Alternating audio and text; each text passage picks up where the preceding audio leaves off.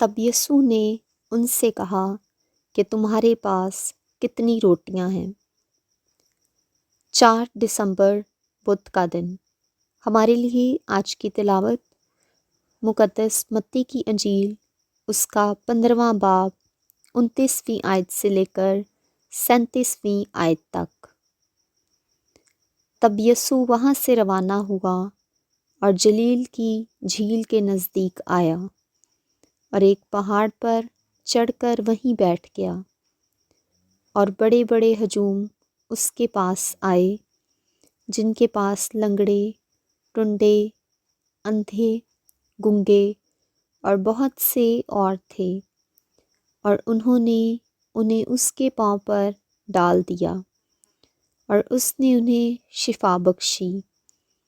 یہاں تک کہ ہجوم نے تعجب کیا جب دیکھا کہ گنگے بولتے، ٹنڈے تندرست ہوتے، لنگڑے چلتے اور اندھے دیکھتے ہیں، اور انہوں نے اسرائیل کے خدا کی تمجید کی۔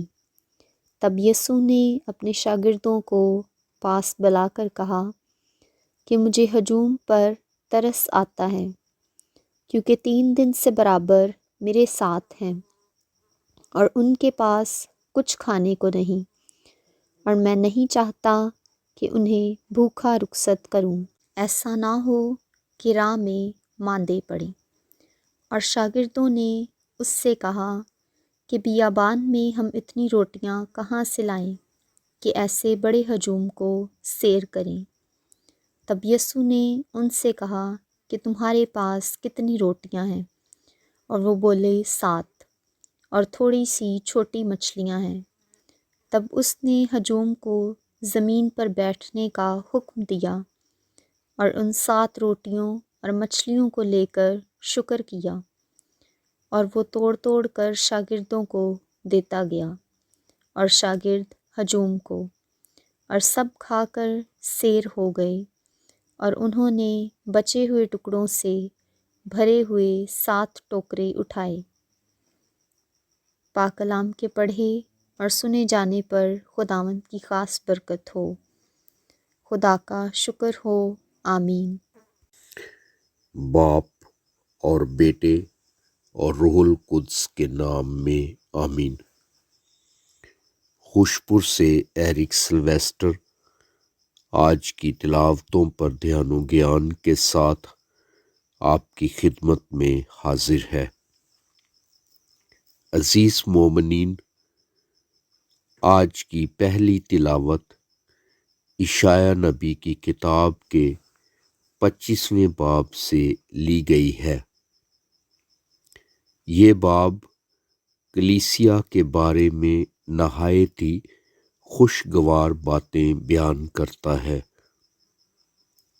بعض علماء کہتے ہیں کہ یہ اشارہ اس وقت کی طرف ہے جب یہودی بابل کی اسیری سے آزاد ہوئے تھے۔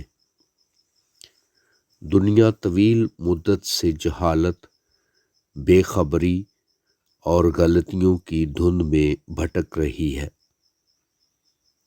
اب اس کا اس تاریکی سے آزاد ہونا ضروری ہے۔ ان کے چہروں پر نقاب ایسے پڑا ہے جیسے سزا یافتہ مجرموں کے چہرہ پر ہوتا ہے، لیکن خداوند اس نقاب کو نابود کرے گا۔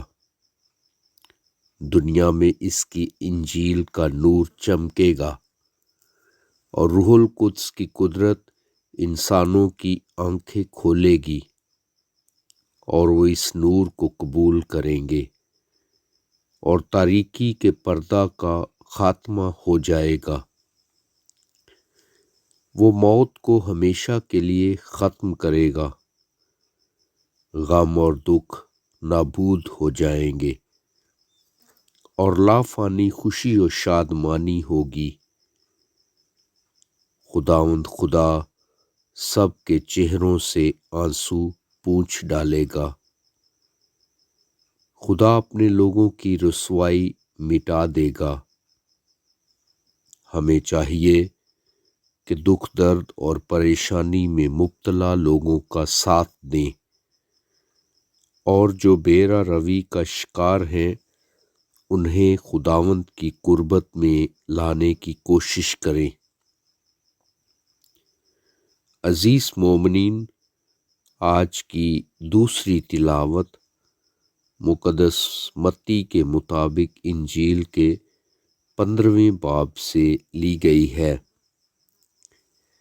اس باب میں ہم دیکھتے ہیں کہ ہمارا نجات دہندہ خداوند یسوع مسیح عظیم نبی کی حیثیت سے تعلیم دیتا ہے، عظیم طبیب کی حیثیت سے شفا دیتا ہے، اور عظیم چرواہے کی حیثیت سے بھیڑوں کو چراتا اور لوگوں کی جانوں کی فکر کرنے والے کی حیثیت سے ان کے لیے ضروریات مہیا کرتا ہے۔ خداوند یسوع مسیح نے وسیع پیمانہ پر شفا دی۔ گلیل کی جھیل کے نزدیک شفا دینے کے یہ معجزات ہوئے۔ خداوند یسوع مسیح گلیل کی جھیل کے نزدیک پہاڑ پر چڑھ کر وہیں بیٹھ گیا تاکہ سب اسے دیکھ سکیں اور اس کے پاس آسانی سے آ سکیں، کیونکہ وہ سب کا منجی ہے۔ وہ نیک کام کرنے کے لیے تیار ہو کر بیٹھ گیا۔ بہت سے لوگوں نے طرح طرح کی بیماریوں سے شفا پائی۔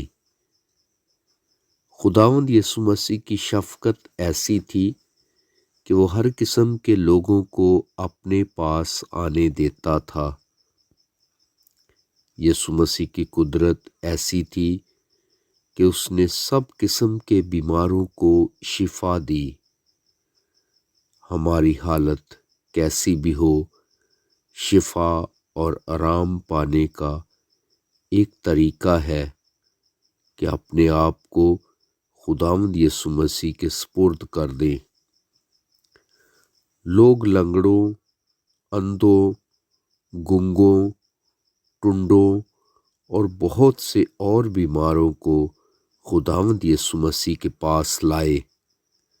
یسوع مسیح نے سب کو شفا دی۔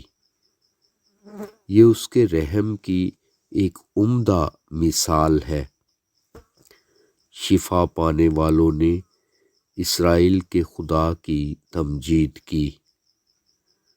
اگر وہ ہمیں بیماریوں سے شفا دیتا ہے تو ہم دل و جان سے اس کے پاک نام کو مبارک کہیں۔